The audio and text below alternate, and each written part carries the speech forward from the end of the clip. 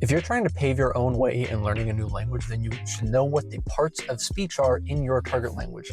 Now, different resources classify different parts of speech and count them differently in different languages. So take it kind of with a grain of salt, but I found that there are about a dozen parts of speech in any language that you'll be, working within. Now, examples of parts of speech are nouns, verbs, adjectives, adverbs, prepositions, conjunctions, and other things like this. These categories of grammatical functions, these categories of words, make it really helpful in breaking down areas and segmenting the language so you're not focusing on learning various sentences and just hoping that it all makes sense. You can focus on how a specific part of speech is used, how it changes, focus on the complexities, and just really narrow down on something. You'll probably find, for example, that conjunctions are pretty static, meaning they don't change very much, and they're incredibly useful, super helpful, and really explode your vocabulary and your language ability too.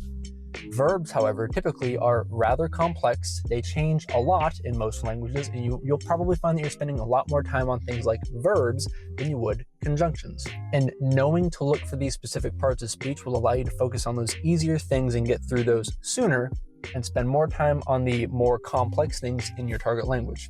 I hope that makes sense. I write about these and more in books that I have on Amazon. Links are in the description. Like this video if you liked it, subscribe for more, and I hope I will see you in the next one.